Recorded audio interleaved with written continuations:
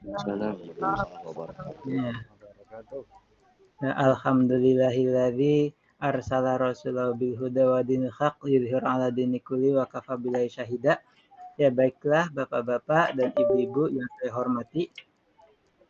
Terima kasih atas waktunya untuk kegiatan sinkronus kali ini ya.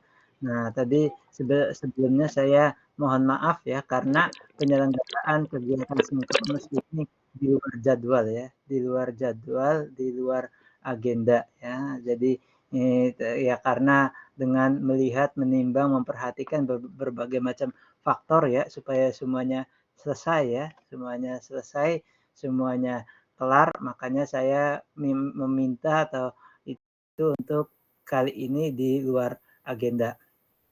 Adapun kegiatan sinkronus itu dalam kegiatan pembelajaran seharusnya itu adalah empat kali ya. Kita sekarang 2 kali. Nah, apakah nanti tapi bagi saya fleksibel ya. Barangkali Pak pengennya 2 kali aja habis setelah ini nggak ada masalah.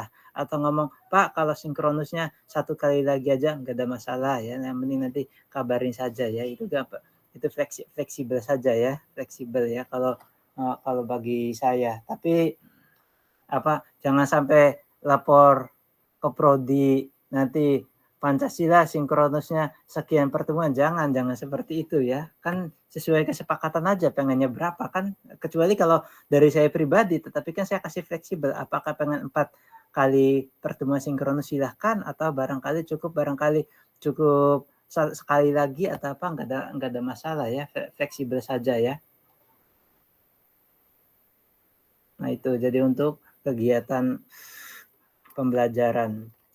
Nah, baiklah Bapak-bapak, Ibu-ibu yang saya hormati ya, mungkin kalau jam segini mungkin jam tenaga udah tinggal sisa ya, apalagi Bapak-bapak dan Ibu-ibu kebanyakan sebagai guru bangsa semua ya, guru bangsa semuanya, pendidik bangsa semuanya, atau orang-orang yang insya Allah tergolong orang-orang yang ikhlas, terutama untuk mendidik anak bangsa dan mengabdi pada Ibu Pertiwi ya, terutama ya. Nah, jadi memang profesi yang paling ikhlas itu adalah profesi guru ya.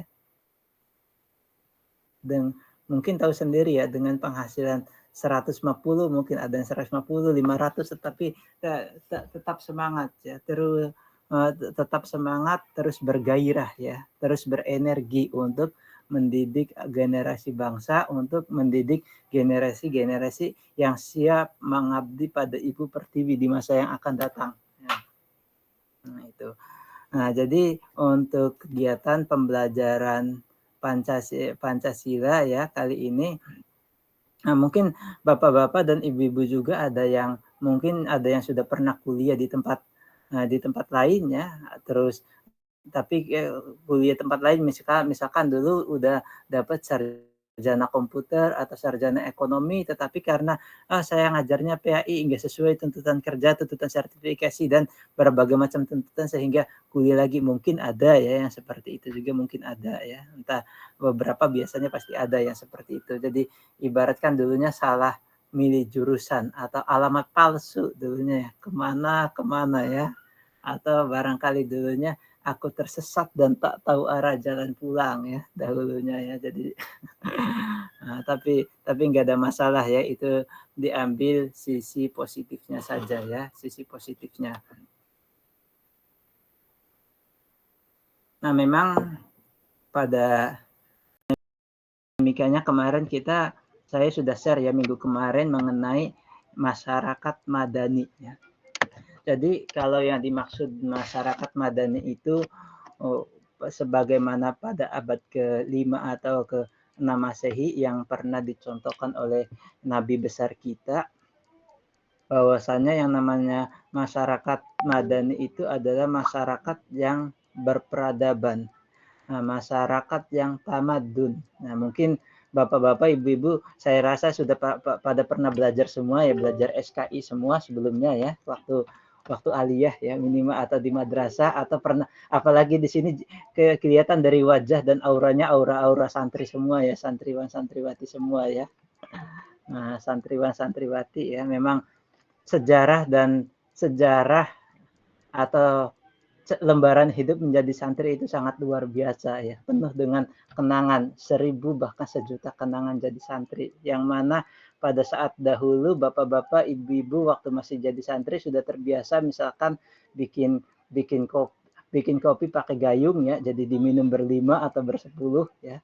Atau misalkan bikin mie kadang pakai ember ya, bikin mie ya, jadi mie-nya 5 masukin ke ember, disiram air panas, diudek pakai kalau nggak pakai kayu ya pakai gantungan ya, gantungan baju. Nah, terus dimakan bersama itu dah tradisi santri ya yang tidak ditemukan di itu. Jadi, nah, akan tetapi kemudian masyarakat Madani itu mengalami berbagai macam perkembangan, berbagai macam dinamika, berbagai macam pergeseran. Nah, kayak abad ke-6 zaman Rasulullah, kemudian pada abad ke-18 pas perkembangan Barat itu kan mereka mengenal dengan civil society. Civil civil itu artinya sipil, civilization. Sipil itu civilization. What does the meaning civilization? Civilization itu peradaban ya, atau al-hadoroh ya, al-hadoroh ya. Kurang lebih itu ya bahasa Arabnya ya, al-hadoroh ya. Nah, jadi civil terus society. Society itu adalah masyarakat. Jadi apa maknanya arti masyarakat madani? Mungkin kalau setiap para ahli, para ilmuwan mendefinisikan masyarakat madani itu beraneka ragam ya, beraneka ragam karakteristiknya. Akan tetapi kalau menurut saya, yang dimaksud dengan masyarakat madani adalah masyarakat yang menjunjung tinggi iptek dan imtak. Iptek itu ilmu, pengetahuan, dan teknologi.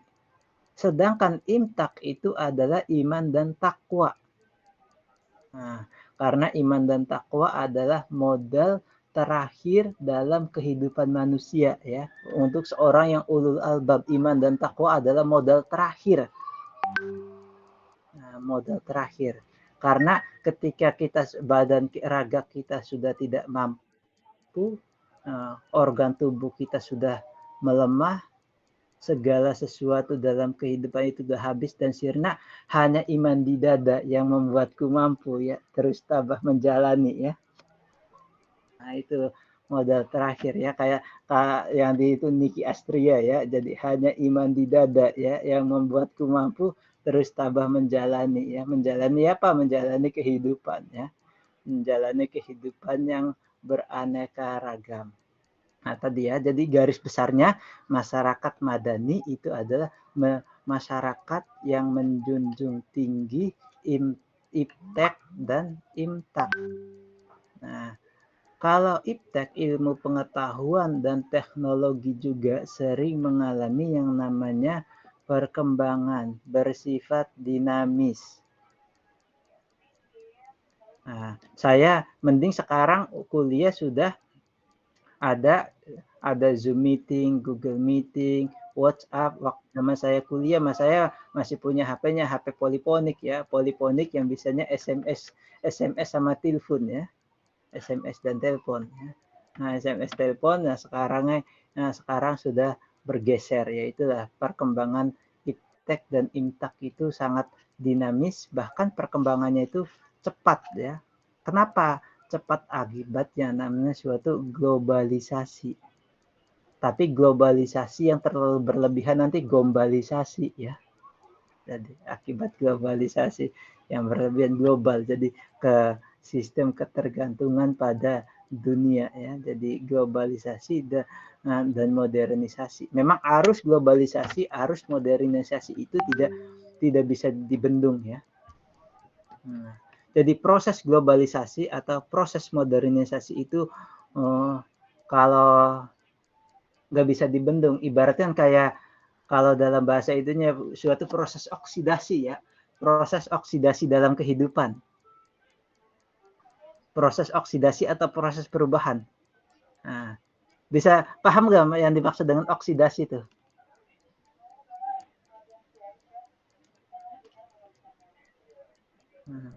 Jadi kalau proses oksidasi itu proses alami ya. Kayak contohnya besi didiamkan jadi berkarat ya. Apel ketika kita belah atau terus kita belah, kita diamkan menjadi menguning. Nah, itu adalah proses perubahan seperti itu. Jadi ada yaitu proses oksidasinya.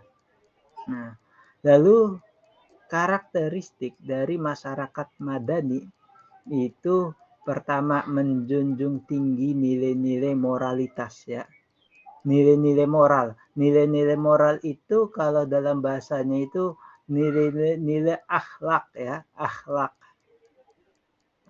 Nilai-nilai akhlak. Terus memiliki semangat demokrasi, menjunjung tinggi nilai-nilai moralitas, dan menjunjung tinggi toleransi. Toleransi yang penting berbagai macam budaya, berbagai macam agama, berbagai macam keyakinan. Yang penting merah darahku, putih tulangku ya. Merah darahku, putih tulangku kan ya, merah putih ya. Nah, jadi merah putih, merah pada darah, putih pada tulang ya. Nah, yang bersatu. Nah, itu ya. Jadi semangat kebangsaannya, semangat kenegaraan. Nah, itu semangat kebangsaan, semangat kenegaraan, semangat multikultural ya. Karena negara Indonesia adalah negara yang beraneka ragam budaya, suku, bangsa dan agama ya. Nah, yang sudah sebagaimana udah diingatkan oleh Abang, lebih dari 200 juta jiwa penduduk Indonesia ya, terdiri dari berbagai suku bangsa, itulah Indonesia. Ya kan lagunya Abang ya. Abang Oma maksudnya ya, Abang Oma. Nah, itu adalah masyarakat Madani ya. Jadi masyarakat Madani itu tadi ya yang bersikap terbuka, memiliki iptek dan imtak yang luas itu. Bisa dipahami sampai di sini sebelum dilanjut? Understand semuanya? Apakah understand? Apakah Insya Allah paham. Insya Allah ya. Atau Pak, Understood. ya. Barangkali ngomong, Pak, I still confused ya. I still confused, I still dizzy ya. Nah itu ya, enggak insya Allah bisa dipahami. Belajar Pancasila itu belajar yang paling gampang sebenarnya ya. Yang paling makanya bapak-bapak, ibu-ibu di sini pasti semua sudah mengajar ya. Apalagi barusan mungkin jam-jam segini bapak-bapak dan ibu-ibu baru selesai melaksanakan tugas membela negara ya. Membela negara, salah satu indikator dalam Permenhan itu adalah bekerja, berjuang sesuai dengan profesinya, itu adalah bela negara. Guru mengajar, petani ke sawah, pekerja pabrik di pabrik. Nah, itu kan bela negara.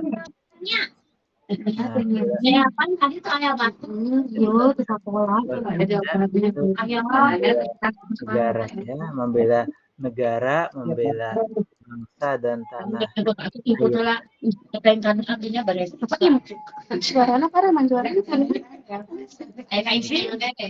yang namanya, itulah dinamika kehidupan. Moodnya baik, tolong ya moodnya baik. Bentar Bu. Bu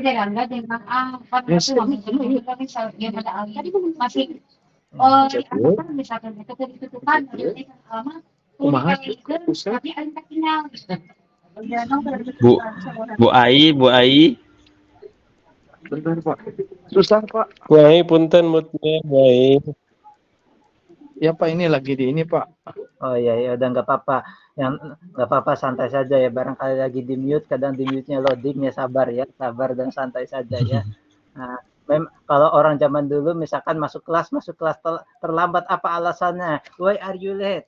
Nah, why are you late? Because the traffic ya, karena macet ya. Tapi kan sekarang online, but it is online class. Tapi ini online. Nah, online juga alasannya nanti the signal is traffic ya. sinyalnya macet atau perangkatnya macet loading ya, nggak apa itu ya memang itulah dinamika zaman sekarang ya. Bedanya perubahan zaman dari zaman onta sampai zaman Toyota ya. Zaman sekarang mah onta sampai zaman Honda ya. Bahkan dari zaman Iis Daha, Siti Nurbaya sampai zaman Siti Badriah ya sekarang. Atau zaman Umar Bakri sampai zaman Reformasi. Nah itu memang banyak sekali karakteristiknya, banyak sekali keunikannya ya. Jadi intinya tadi ya, itu mengenai yang namanya masyarakat madani ya. Memang masyarakat madani yang ada pada masa sekarang itu berbeda dengan zaman Rasulullah, zaman Nabi memang berbeda karena perubahan zaman itu terus terjadi ya. Zamannya sudah berbeda, sejarahnya sudah berbeda, nilai dan perannya juga sudah berbeda. Nah, mungkin bapak-bapak dan ibu-ibu dulu apal Pancasila dan apal pembukaan undang-undang karena takut kalau nggak apal nanti disabet sama gurunya ya. Disabet sama guru atau digaplok pakai kamus ya, terutama guru senang bawa kamus besar ya untuk gaplok ya. Mungkin dulu jadi apal Pancasila, apal itu. Nah, itu jadi seperti zaman sekarang kan sudah beda lagi ya. Zaman dulu misalkan mungkin guru ngajar tangan kirinya bawa buku, tangan kanannya bawa sabet ya. Bawa sabet kan itu ya untuk mendidik moral ya, moral dan akhlak ya itu. Nah, mengajar mungkin di sini yang mengajar Pancasila mungkin ngajar yang paling gampang ya, yang susah itu. Nah, ngajar di perguruan tinggi saya rasakan ya. Saya rasakan ngajar Pancasila di perguruan tinggi itu gampang. Karena yang paling susah bagi saya itu mengajar mahasiswa yang belum bisa ngaji untuk bisa ngaji itu susah ya. Bisa sih bisa, cuman hanya saja butuh waktu yang lama, butuh waktu yang panjang, bahkan proses yang panjang. Nah, jadi itu prosesnya ya. Jadi memang itulah mengenai masyarakat madani ya.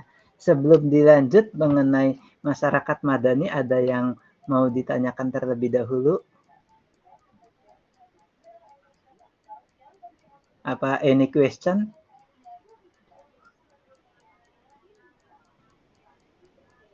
Nasib tuh bertanya. Mohon maaf, Pak dosen, izin bertanya. Iya. Terkait masyarakat madani itu apakah memang dari zaman Nabi itu sudah ada? Itu nama madani itu apa namanya diambil dari kata Madinah? Apakah betul itu, Pak dosen? Seterusnya perbedaan masyarakat madani zaman dulu dengan sekarang itu karena memang perkembangan iptek dan intak juga gitu, Pak dosen. Dan itu apa namanya bisa diamalkan dalam kehidupan kita sehari-hari gitu maksudnya. Ya betul ya. Masyarakat madani itu kalau menurut saya secara historis ya, secara sejarah itu memang diambil sebagaimana dicontohkan oleh zaman Nabi Muhammad, yaitu Madinah ya. Madinah atau tamadun atau masyarakat yang berperadaban. Berperadaban itu adalah yang memiliki budaya yang maju ya. Memiliki budaya yang maju, budaya yang egaliter, budaya yang berkembang. Itu secara harfiah atau secara itu ya. Jadi itu makanya disebut, makanya yang dibangun oleh Rasulullah, Nabi besar kita, yaitu masyarakat madani, masyarakat yang berperadaban. Sebagaimana Madinah pada masa itu namanya Yathrib ya, Yasrib bukan Madinah ya. Nah, bukan Madinah. Kemudian setelah maju, setelah dibangun oleh Rasulullah, apa yang dibangun sebagaimana dicontohkan oleh Nabi? Yang dibangun pertama adalah akidah, kedua ibadah, ketiga muamalah atau akhlak. Sebenarnya banyak, tapi saya garis bawahi tiga besar itu ya. Membangun akidah, membangun ibadah, mengajari ibadahnya, terus membangun yang namanya akhlak ya. Jadi supaya intelektualnya bagus, emosionalnya bagus, dan spiritualnya bagus. Jangan sampai nanti intelektualnya bagus tapi emosional, spiritualnya kering, nanti apa bedanya dengan kayak yang dicontohkan oleh Abu Jahal ya. Abu Jahal atau Fir'aun ya, kayak contohnya itu ya, intelektualnya bagus tapi kering akan spiritual, kering akan emosional ya, seperti itu yang ada ya. Jadi karena seperti itu bisa dipahami. Ya, insya Allah bisa dipahami Pak dosen. Terima kasih penjelasannya. Oke, ya baik, sama-sama Pak Teten.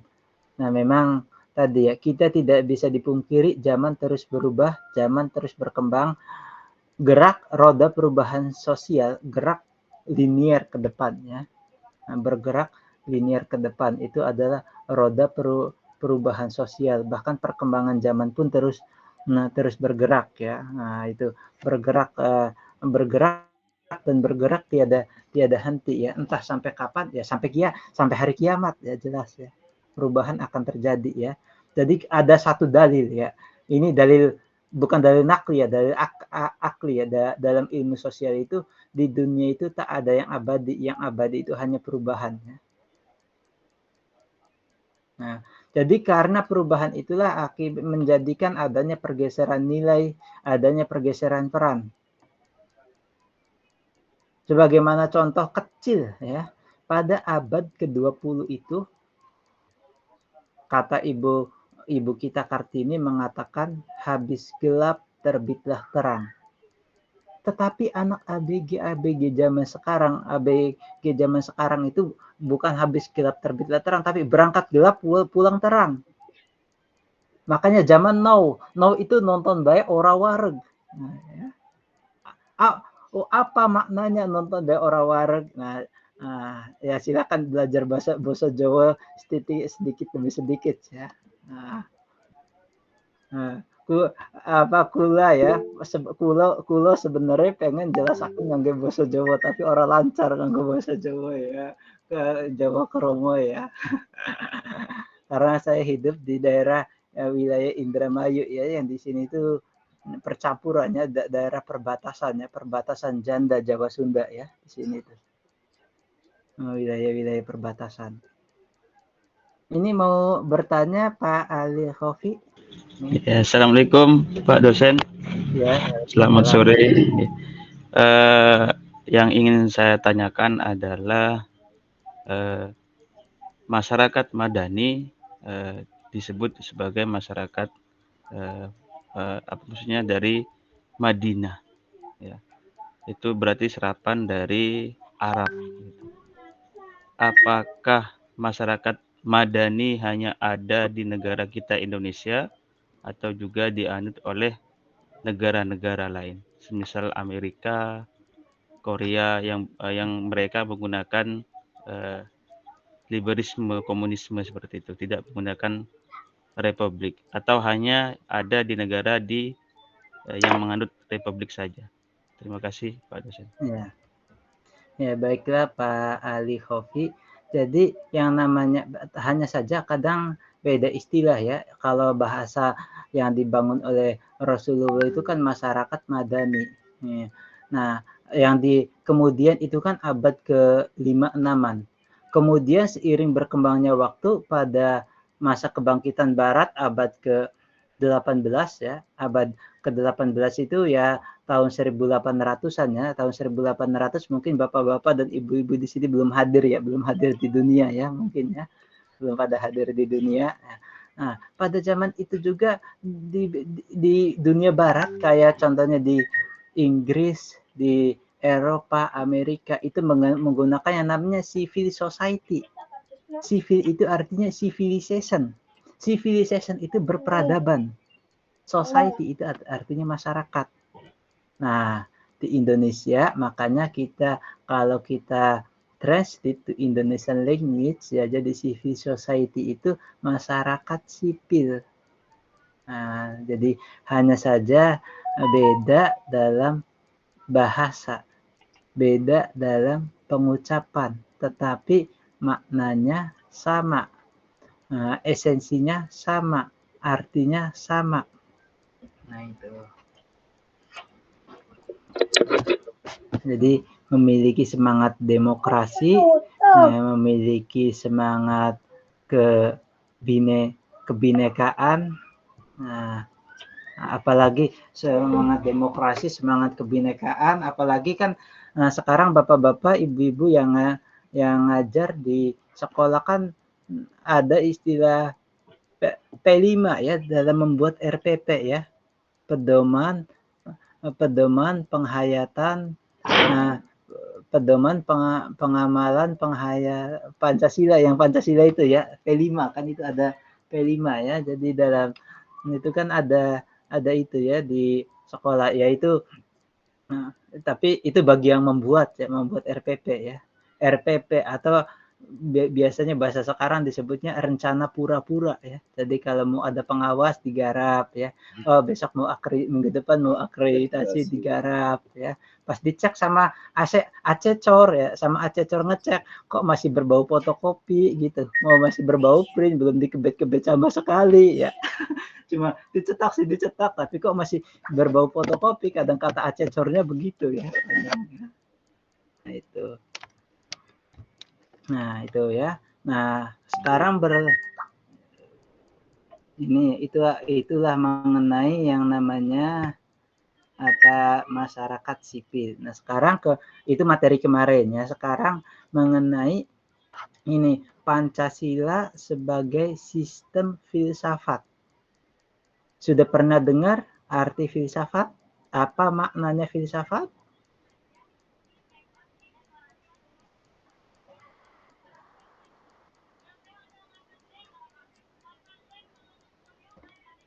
Sudah pada pernah dengar belum? Kalau dengar sih sering Pak dosen tentang filsafat itu. Iya. Ya, kalau mananya saya kurang paham, tapi sepemahaman saya sih filsafat itu lebih kepada pemikiran. Iya, betul sekali, betul. Jadi filsafat itu dari dua kata ya, ada philo dan sophos. Philo itu artinya cinta. Nah, kalau cinta nggak usah diterjemahkan lagi, mungkin sudah ahli semua ya, udah berumur semua ya. Kalau mengenai cinta nggak usah dijelaskan lagi ya, udah lebih paham semua ya mengenai philo itu artinya cinta ya. Sophos itu artinya kebijaksanaan. Secara bahasa, filsafat itu artinya cinta akan kebijaksanaan. Apa itu kebijaksanaan atau wisdom? Kebijaksanaan adalah high values of humanity and morality. Jadi kebijaksanaan adalah nilai tertinggi dari kemanusiaan dan moralitas. Nilai tertinggi dari kemanusiaan dan moralitas itu adalah bijaksana. Apa nilai tertinggi dari kemanusiaan dan moralitas? Yaitu pengetahuan. Jadi orang yang berfilsafat itu orang yang selalu berpikir ya, menggunakan pikirannya, menganalisis apa yang terjadi, terutama situasi sosial, apa, mengapa, bagaimana, minimal ya, dengan 3 pertanyaan itu ya. Beda ya, antara banyak berpikir sama banyak pikiran, beda ya. Kalau berpikir itu adalah mengkaji, mentadaburi. Kalau banyak pikiran, ya itu biasa, banyak pikiran kenang utang, banyak pikiran kenang mengkenen ya. Nah, itu banyak pikiran, beda ya antara banyak berpikir sama banyak pikiran. Nah, itu secara, atau dalam bahasanya itu filsafat itu adalah ilmu yang mempelajari hakikat segala sesuatu. Jadi yang mempelajari hakikat segala sesuatu itu filsafat. Karena ada yang menyebut, sebagian ahli menyebut filsafat itu adalah mother of science. Ilmu pengetahuan itu sumbernya dari filsafat. Kemudian seiring berjalannya waktu karena manusia gemar melakukan penelitian dan pengkajian, akibatnya dari filsafat berkembang. Ada ilmu alam, ada ilmu sosial. Ilmu alam berkembang lagi, ada kimia, ada fisika, ada biologi. Ya. Ilmu sosial berkembang lagi, ada ilmu ekonomi, ada sosiologi, ada geografi, ada geografi, ada sejarah ya. ada ilmu hukum dan lain sebagainya. Itu berkembang dan ilmu itu berkembang terus mengalami yang namanya perkembangan. Nah, itu. Jadi filsafat itu adalah induk pengetahuan pertama, kedua filsafat itu yang mempelajari hakikat segala sesuatu. Kalau mengenai kaidah berpikir itu ada di ilmu logika atau ilmu mantik. Nah, mengapa Pancasila sebelum dikaitkan antara Pancasila dan filsafat ada yang belum jelas nggak?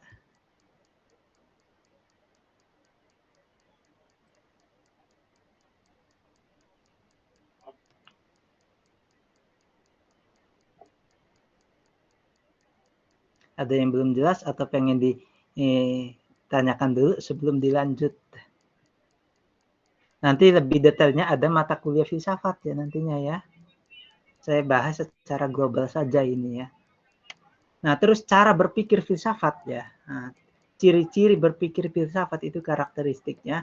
Pertama, berpikir radikal. Berpikir radikal itu memikirkan sesuatu sampai pada hakikatnya. Memikirkan sesuatu sampai pada akar-akarnya. Kita misalkan mendengar, ya misalkan makan babi itu haram. Kita kaji, kenapa haram? Oh, babi itu mengandung kotoran, babi mengandung ini, mengandung itu, mengandung apa. Kita mendengar minuman keras, miras ya. Miras itu haram. Kita kaji, kenapa miras itu haram? Apa komposisinya, apa ininya, kan begitu dikaji. Nah, itu berpikir yang namanya radikal. Nah, terus berpikir radikal. Terus ada berpikir universal. Universal itu ada berpikir secara menyeluruh. Ketiga, berpikir secara spekulatif. Spekulatif itu intinya menduga-duga atau mengira-ngira. Nah, menduga-duga atau mengira-ngira karena penglihatan kita terbatas oleh ruang dan waktu, tetapi yang namanya kolab atau yang namanya pikiran kadang bisa menembus ya, menembus ruang dan waktu. Entah menembusnya benar atau salah ya hanya Allah yang tahu ya. Nah, jadi hanya Allah yang tahu ya.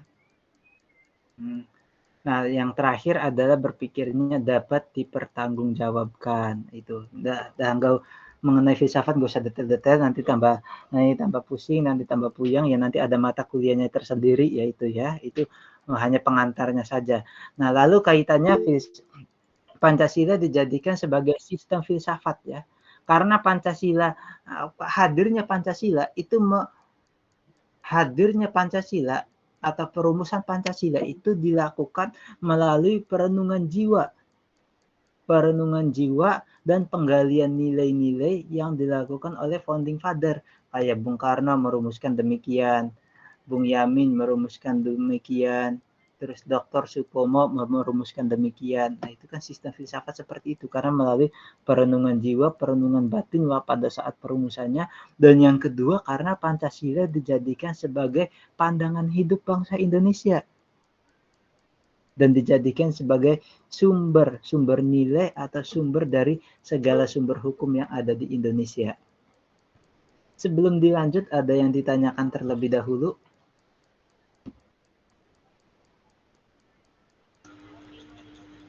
Saya Pak dosen, Ya, di sini kebetulan kita membahas ke materi berikutnya tentang filsafat Pancasila ya. filsafat Pancasila. Akhir-akhir ini yang viral yang kita ketahui untuk tokoh filsafat yang sering muncul di media, di TV itu adalah Bapak Rocky Gerung.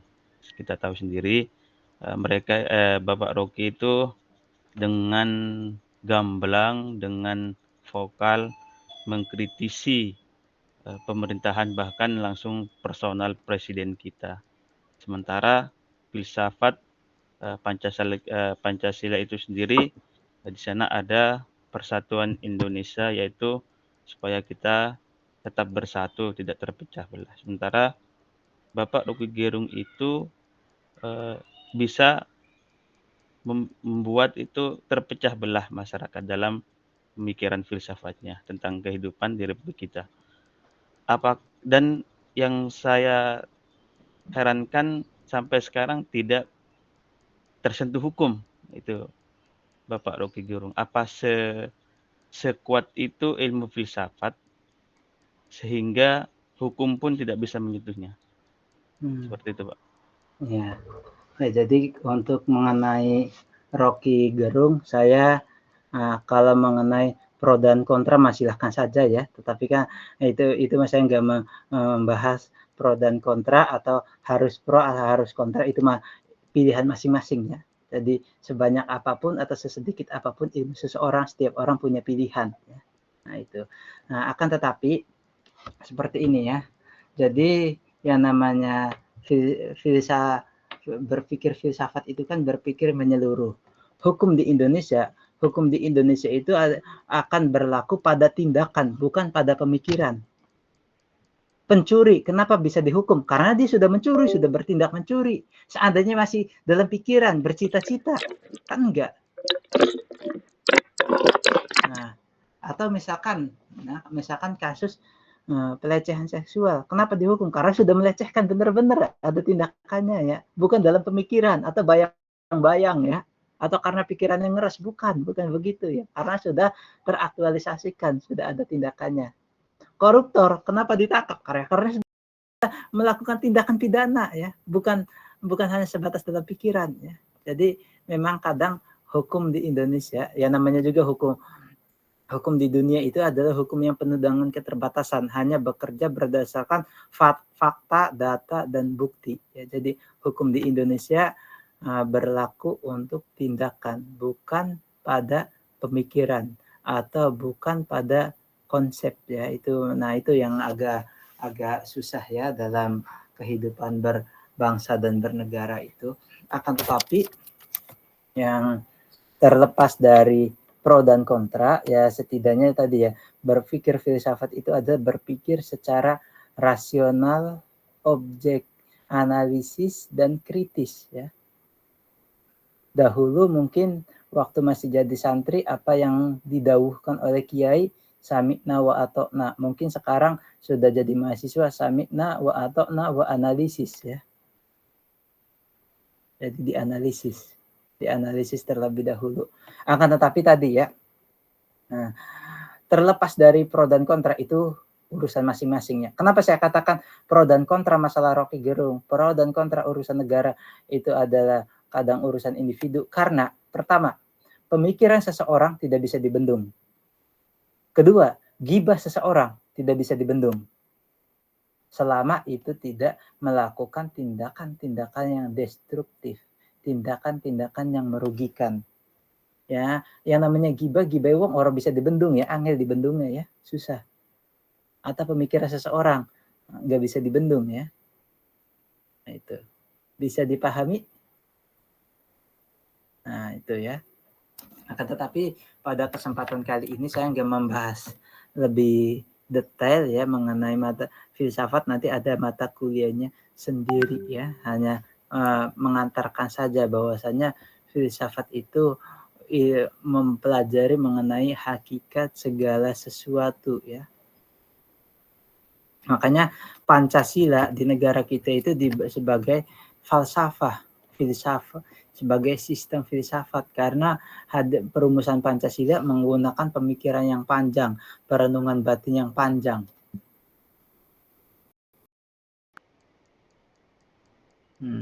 Jadi memikirkan segala sesuatu, minimal memikirkan segala sesuatu itu bertanya apa, mengapa, dan bagaimana ya. Menanyakan, merenungkan apa, mengapa, dan bagaimana.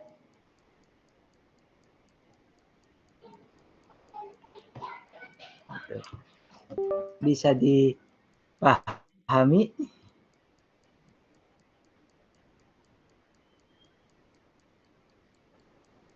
Bahkan nilai-nilai yang ada pada Pancasila itu ini ya, kalau jelaskan mengenai ontologi, epistemologi, aksiologi nanti terlalu pusing ya, terlalu jauh ya. Jadi nilai-nilai yang ada pada Pancasila itu adalah pertama itu kalau sebagai kata Notonegoro itu pertama itu ada nilai-nilai dasar. Nilai-nilai dasar itu nah ya yang ada pada 5 sila itu, nilai-nilai ketuhanan, nilai-nilai kemanusiaan, nilai-nilai persatuan yang ketiga, nilai-nilai kerakyatan sila keempat, dan nilai-nilai keadilan sila yang kelima. Nah, itu adalah nilai-nilai Pancasila. Terus setelah nilai dasar ada nilai instrumental. Nilai instrumental itu adalah nilai-nilai Pancasila yang dijabarkan pada Undang-Undang 45. Nah, setelahnya ada lagi nilai praksis, yaitu praktik pengamalannya di lapangan. Ya. Ada yang ditanyakan?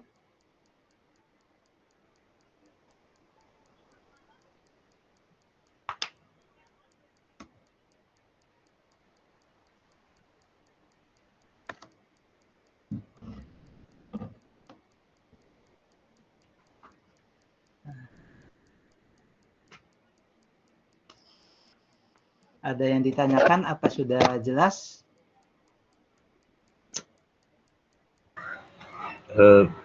Izin bertanya, dosen. Ya. Yang Budi Satriawan tanya mengenai masyarakat madani. Jadi mulai pencetusan masyarakat madani dari awal Orde Baru atau Orde Lama? Kemudian yang kita rasakan sampai sekarang ini, apakah ada pengaruhnya untuk sampai dengan era abad ke-21 lah istilah sekarang ini? Iya. Itu saja. Assalamualaikum warahmatullahi wabarakatuh.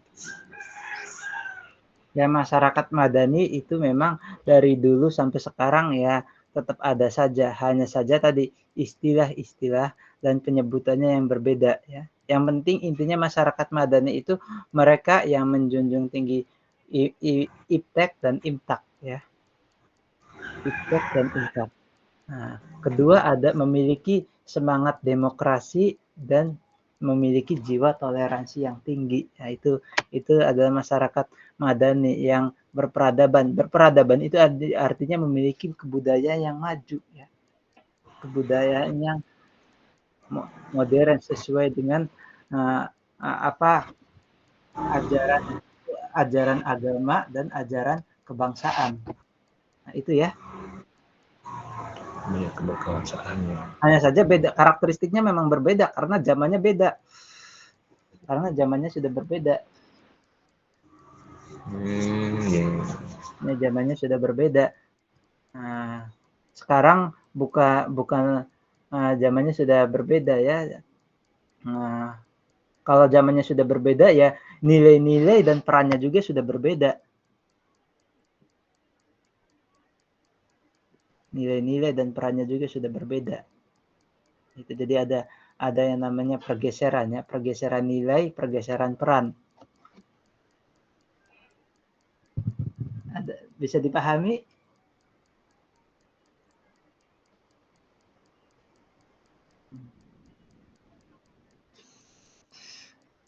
Ada lagi yang mau ditanyakan?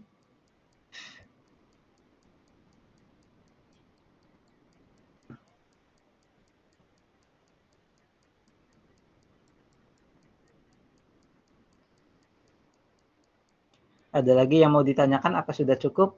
Barangkali pengen beraktivitas, barangkali yang ngabdi di pesantren ngurusin santri, barangkali yang di sininya ya.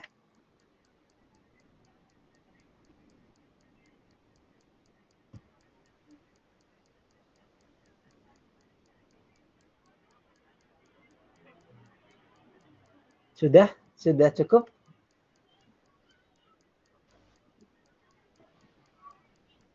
Mungkin sudah pada paham Pak dosen. Ya, sudah pada paham ya. Ya, ini wis kari ngamalaken ya, Bay ya, sing penting ya. Itu ya ngamalakennya ya. Nah, gitu supaya ngamalkan supaya bisa menjadi warga negara yang baik dan muslim yang baik ya. Amin. Ya. Udah kalau sudah cukup sudah pada paham Mungkin itu saja yang dapat saya sampaikan. Kurang dan lebihnya mohon maaf. Saya akhiri dengan pantun burung cendrawasih dari Irian. Terima kasih, cukup sekian ya. Assalamualaikum warahmatullahi wabarakatuh. Waalaikumsalam warahmatullahi wabarakatuh. Waalaikumsalam warahmatullahi wabarakatuh.